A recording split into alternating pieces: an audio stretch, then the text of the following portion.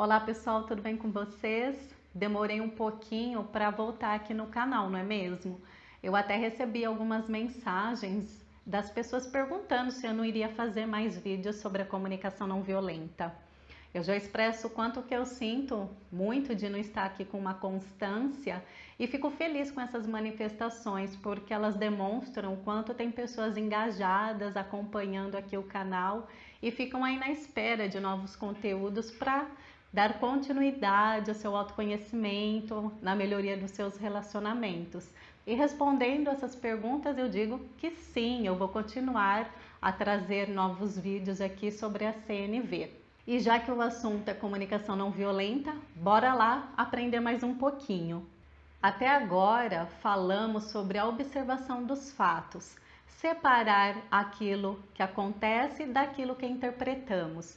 Também falamos sobre a importância de identificar, nomear e expressar os sentimentos. E o outro ponto que abordamos no último vídeo foram sobre as necessidades, que nós nos comportamos sempre em busca de atender a algo que é muito importante para a gente, que são essas necessidades. E é sobre esse cuidar das necessidades que o vídeo de hoje vai tratar. E para cuidar dessas necessidades, hoje eu trago o quarto elemento da comunicação não violenta, que são os pedidos. E aí eu já faço uma perguntinha para você. Quando você precisa da colaboração das outras pessoas para que as suas necessidades sejam atendidas, qual é a linguagem que você utiliza para pedir para elas? E qual é o resultado que você obtém? Elas meio de cara amarrada fazem o que você quer, elas não atendem essas suas necessidades, isso acaba virando uma grande discussão, uma briga, ou você percebe que elas atendem de boa a essa sua necessidade? Tem pessoas que estão muito habituadas a usar uma linguagem violenta, grosseira e agressiva para com o outro a fim de atender às suas necessidades. Há pessoas que utilizam da chantagem emocional, fazendo com que o outro se sinta culpado quando essas necessidades não forem atendidas. Há aquelas pessoas também que fazem com que o outro se sinta obrigado a atender um pedido que elas queiram.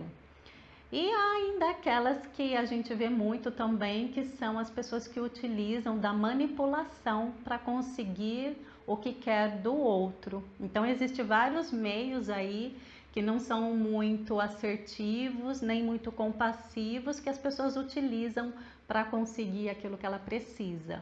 E esse assunto ele é muito importante porque ele vai trazendo essa clareza e a gente pode fazer essa auto-observação da forma pela qual a gente está utilizando para conseguir aquilo que a gente precisa, que nos importa tanto, que são essas necessidades.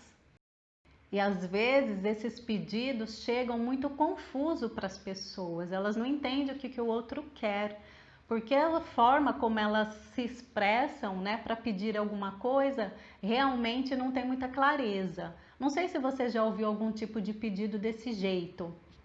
Você não faz nada direito, você não faz nada do que eu quero. Não quero mais ser desrespeitada.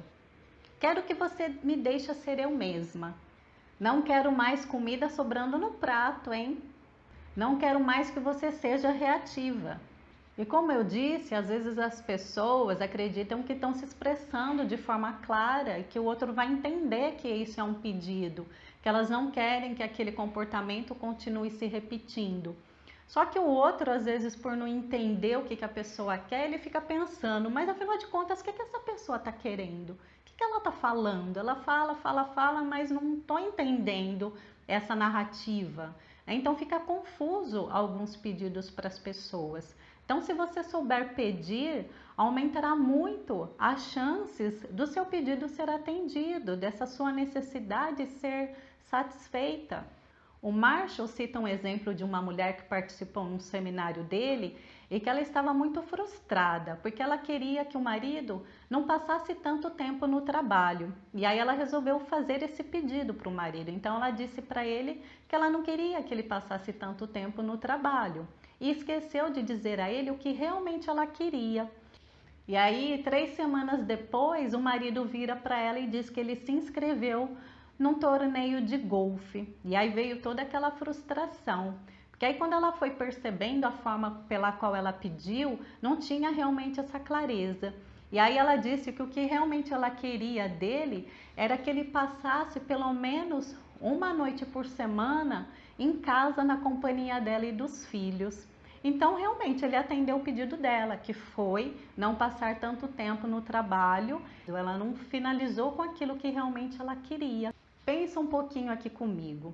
Quando alguma pessoa de boa vontade atende a um pedido seu, faz aquela ação que você tanto quer, isso traz um benefício muito grande para você, um bem-estar emocional, um bem-estar psicológico. Ela está enriquecendo e tornando a sua vida ainda mais maravilhosa. Então, quando a gente escolhe pedir para as outras pessoas, por isso que é importante a gente saber o que a gente quer, pedir o que a gente quer e não aquilo que a gente não quer. E quando a pessoa entende de forma consciente o quanto esse pedido é importante para a gente, o quanto que ela está colaborando com o nosso bem-estar, isso também enriquece a vida dessa pessoa, porque ela percebe o quanto ela proporcionou um bem-estar para o outro. Então isso é maravilhoso, torna a vida de todo mundo enriquecida, né? Tanto eu ganho quanto o outro ganha. E quando eu atendo a necessidade também da outra pessoa de boa vontade, também estou ganhando assim como ela. Isso realmente é maravilhoso, é ou não é? E para que a gente não corra o risco de fazer pedidos que soem como ordem, imposições, manipulações, como é que a gente pode então expressar aquilo que importa para a gente, fazendo um pedido e aumentando as chances do outro colaborar com a gente, de livre e espontânea vontade? E aí eu vou compartilhar com vocês 7 dicas que eu aprendi na prática da comunicação não violenta. Primeira dica é: seja objetivo. Então, antes de pedir para a pessoa, explique para ela que necessidade sua vai ser cuidada com a atitude dela, com aquele comportamento dela, com aquela ação dela. O que isso é tão importante para você? Expresse as suas necessidades. Isso vai aumentar a chance dela poder corresponder a você de forma consciente e com mais boa vontade e compassividade. Segunda dica, utilize uma linguagem clara e positiva. Então, formule os seus pedidos nessa linguagem clara. Comece tirando o não do começo dos seus pedidos. Como assim? Não quero ser desrespeitada. Então, tire esse não do início dos seus pedidos. Comece a utilizar frases no positivo, gostaria. Experimente essa palavra gostaria para pedir as coisas que você quer. Fale também que ações concretas que você quer do outro que demonstre que o seu pedido está sendo atendido. Porque às vezes você pode ter claro para você, mas se você não falar qual é a ação que você quer daquela pessoa, ela também não vai entender. Então tem pessoas que além de não saber direito o que elas querem, na hora de comunicar, o outro também não entende. Então primeiro você precisa ter clareza e usar de uma linguagem que seja clara e positiva para que o outro possa atender ao seu pedido.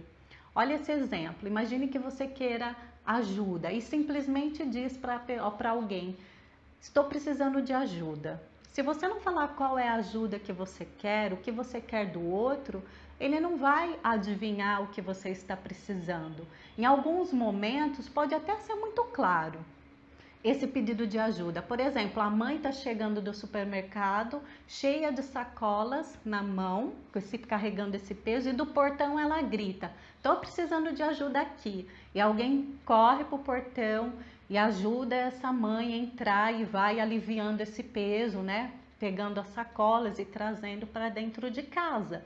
Então, quando ela fala preciso de ajuda, nessa situação, a gente consegue olhar e identificar o que ajuda que é essa. Em outros momentos fica mais difícil, então a gente precisa facilitar para a pessoa, para que ela saiba qual é a ação que ela precisa ter. E isso precisa ser comunicado para ela de forma clara. Ou seja, às vezes só falar eu preciso de ajuda não fica claro para as pessoas, não é tão óbvio assim. Então nós podemos facilitar esse processo e obter essa ajuda, esclarecendo melhor o que a gente está querendo do outro. Terceira dica, obtenha cooperação e não resistência. Tem pessoas que quando escutam um pedido, pode soar assim como uma ordem. E aí as pessoas podem cair naquele lugar de ser resistente, né, a atender essa solicitação, ou seja, elas acabam não cooperando para que esse pedido seja atendido. Isso acontece muito com a figura dos pais, que representam um papel de autoridade. Então, o tom que os pais utilizam, né, a forma que utilizam para pedir alguma coisa às vezes para os filhos, pode soar como essa ordem, eles se sentirem resistentes a atender esse pedido. E também pessoas que ocupam às vezes cargos de liderança ou que entendem que o seu papel, que o seu trabalho é mandar nos outros e às vezes usa de um tom ou de uma linguagem que soa para as outras pessoas como uma ordem. E isso dificulta o desejo da pessoa corresponder de boa vontade, de forma compassiva ou com compaixão, porque soa como ordem, como obrigação ou imposição. A quarta dica é: faça pedidos e não exigências. É muito comum as pessoas confundirem pedidos com exigências. E o pedido ele é visto como exigência quando a pessoa sente que vai ser punida caso ela não atenda aquele pedido. E aí a pessoa se vê com duas opções: ou ela se submete ou ela se rebela. E tanto de uma forma ou como de outra, a pessoa vai ver o outro que fez o pedido como um ser coercitivo. E as chances desse pedido ser atendido, ela é muito baixa, ela é zero. Então é importante a gente ser cuidadoso e observar a forma pela qual a gente está fazendo o pedido. E a quinta dica está totalmente relacionada com essas exigências. Como é que você pode saber se está fazendo pedidos ou exigências? Se auto-observando. Olha o exemplo dessa história. O José e a Maria são muito amigos. Aí um dia o José vira para Maria e fala: Maria, estou me sentindo muito solitário. Gostaria que você saísse comigo esta noite. Isso é um pedido ou isso é uma exigência? A resposta estará no comportamento do José caso a Maria não concorde em sair com ele. Então vamos supor que a Maria fala para ele: José, estou muito cansada hoje. Se você quer companhia, que tal você chamar outra pessoa para sair com você esta noite? Aí o José, meio incomodado com a negativa da Maria, fala: é bem típico de você, né, Maria, ser egoísta assim. E a Maria, percebendo esse desconforto no José, investiga mais a situação. Aí ela fala para ele: estou percebendo que você está aborrecido, José. O que está acontecendo? E ele fala: nada. Ela: vamos lá, José, alguma coisa está te incomodando. Vamos lá, conte para mim o que é. E aí ele vira para Maria e fala: você sabe o quanto eu estou me sentindo solitário. Se você me amasse de verdade, você sairia comigo esta noite. E aí a gente percebe que essa fala realmente, né, acabou sendo uma exigência do José e não um pedido. Porque primeiro o José começa a acusar e criticar Maria e julgar ela como egoísta por não querer sair com ele. E ele recebe esse não da Maria como uma rejeição, como se ela não amasse ele. Então isso acaba se tornando, né, uma exigência. Quando as pessoas fazem pedidos e recebem um não, e aí elas começam a usar de julgamento, de crítica, de acusações e fazendo com que o outro se sinta culpado, que foi isso que o José fez, né, com a Maria, quando ele disse: se você me amasse de verdade, você sairia comigo. Isso é colocar sobre o outro um peso da culpa. Então aí a gente percebe que esse pedido acabou se transformando numa exigência. E fato é que na verdade a Maria só estava querendo cuidar de uma necessidade que era importante para ela naquele momento, que ela disse não, que era a necessidade de descanso. Nada tinha a ver com rejeição, nada tinha a ver com não amar o amigo, e sim apenas descansar.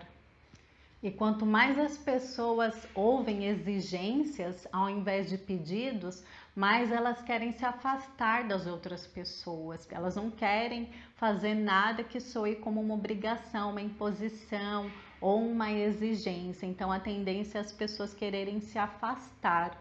E esse exemplo, né, de exigências e não pedidos acaba sendo algo muito costumeiro dentro dos relacionamentos e faz com que a gente reflita ainda mais a respeito disso. E a sexta dica é: mostre confiança e faça propostas. o Marshall diz que a gente paga pelos outros. E como que é isso? Que história é essa? Tem pessoas que ao longo da sua vida ouviram muitas exigências em seus relacionamentos. E aí, devido a esse histórico, quando alguém chega com um pedido, ela pode entender isso como uma exigência e realmente não querer satisfazer a necessidade da outra pessoa. E aí que é muito importante a gente ter essa percepção, fazer essa observação e deixar claro para outra pessoa que se ela não quiser atender aquele pedido por conta de outras necessidades que ela tenha, ela não será punida e ela nem precisa se sentir culpada a respeito disso. Então, quando formos pedir alguma coisa para essa pessoa que tem essa dificuldade devido a seu histórico, suas experiências de vida, que ela acaba trazendo, né, para os relacionamentos futuros, é importante que a gente mostre essa confiança e deixe claro que a gente apenas está fazendo propostas, que os nossos relacionamentos não serão desconstruídos por conta de um pedido que a pessoa não pode atender. Sétima e última dica, peça um retorno. Se você quer ter certeza que a mensagem que você enviou é a mesma que a pessoa recebeu, peça para ela repetir aquilo que ela lhe ouviu dizer. Pode parecer estranho no começo, porque nós não estamos habituados a checar as mensagens, se o outro entendeu aquilo que a gente realmente falou, e nem a pessoa está habituada, né, com essa solicitação. Então, às vezes as pessoas se sentem desconfortáveis, achando que a gente acha que ela não tem capacidade de entendimento ou não tem uma boa audição. E não é, na verdade não é nada disso. Então, se existir esse desconforto, é importante que a gente esclareça para a pessoa que não estamos duvidando ou achando que ela não tem capacidade de compreensão, de entendimento, ou duvidando da audição dela. Então é importante que quando observamos esse desconforto, deixarmos claro que a nossa intenção é de certificar se nos expressamos de forma clara e não que estamos duvidando da capacidade de compreensão e audição e entendimento da pessoa, porque isso pode realmente acontecer. E o bom de checar essa mensagem é que ela dá oportunidade para a gente ir limpando, né, aqueles ruídos, aquela má interpretação. Sabe que dentre vários motivos pelos quais os casais se separam, um deles é esse ruído na comunicação, é a má interpretação. Uma pessoa fala A outra pessoa entende B e as pessoas acabam discutindo e brigando justamente porque elas não se entendem, não se comunicam bem. Então a gente tem a oportunidade aí, checando a mensagem, de limpar esses ruídos, de ver em que momento houve uma discrepância do que aquilo que a pessoa falou, do que o outro recebeu. Eu estou fazendo uma prática online em grupo de família e que a gente está treinando justamente esse aspecto de ouvir, de estar presente com o outro, da empatia, da escutativa. E aí a pessoa escuta o outro a falar e quando ela pede esse feedback sobre o que ouviu, a gente ali no nosso treinamento, a gente vai percebendo quanto que às vezes aquilo que eu falei, algum trecho realmente tem uma discrepância e é onde a gente tem a oportunidade de alinhar essa conversa. Opa, peraí, não foi bem isso que eu quis dizer, o que na verdade eu queria dizer era isso. Então a gente vai limpando essa comunicação para que ela realmente seja mais autêntica, né? Aquilo que eu pensei, que eu falei e expressei, o outro realmente conseguiu entender. Então essas são as dicas. E aí, nos vídeos anteriores, eu fui trazendo um exemplo de falas, né, com a linguagem da comunicação não violenta, desde lá o primeiro vídeo que era sobre observações. E tinha um exemplo de um cara que estava muito incomodado com o amigo que chegava atrasado no trabalho e que num dia desses que ele atrasou, eles tinham uma reunião para discutir o projeto junto com a gerência. E aí eu vim trazendo, construindo essa fala, né? Com mais conexão, reunindo observação, sentimentos. No último vídeo foram as necessidades. E aí essa pessoa, depois que identificou tudo isso, quer fazer um pedido. Então, como é que esse rapaz podia fazer o pedido para o amigo? Então, agora esse é o momento. E aí o pedido poderia ser assim: gostaria de saber de você, caso aconteça algum imprevisto e você perceba que vai se atrasar para a reunião aqui no trabalho, se você pode já me ligar antecipadamente e aí a gente vai tratando de algum aspecto do nosso projeto, vamos nos alinhando para que a hora que comece a reunião eu já vá adiantando esse assunto para quando você chegar juntos possamos tratar de mais detalhes a respeito dele. Como que é para você tudo isso que eu disse? Então essa forma, né, de pedir, de conversar, né, com mais clareza com a pessoa, trazendo observação, sentimentos, necessidades e fazendo esse pedido, dá oportunidade para a pessoa refletir a respeito daquilo e se posicionar de uma forma que vocês continuem conectados. E caso ela não consiga atender a esse pedido, qual é a outra forma que juntos eles possam, né, as pessoas possam encontrar para que seja bom tanto para um quanto para o outro e ninguém saia prejudicado, né, ou insatisfeito com aquela situação. E o objetivo da comunicação não violenta não é mudar a outra pessoa, mudar o comportamento da pessoa, ou manipulá-la para que ela faça aquilo que a gente quer. Não tem nada a ver com isso. A CNV não serve para esses fins. Na verdade, o objetivo é que nós possamos nos conectar através da empatia, de fazer pedidos honestos para que essas necessidades, tanto de uma pessoa quanto da outra, seja atendida e fique uma relação de igualdade e de benefícios para todo mundo. O que a CNV propõe é que sejamos honestos em nossos pedidos para que a outra pessoa colabore conosco, atendendo a eles de uma forma compassiva ou por meio da compaixão. E não que seja atendido pelos meios da chantagem emocional, manipulação, imposições, exigências ou como uma obrigação.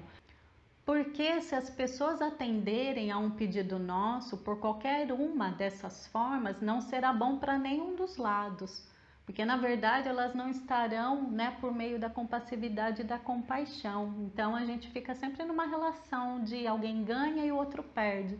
E não é essa a proposta da comunicação não violenta, é que todos possam ganhar, que a gente possa colaborar sempre, um atendendo a necessidade do outro, porque é isso que enriquece a nossa vida e pode tornar realmente os nossos relacionamentos mais maravilhosos.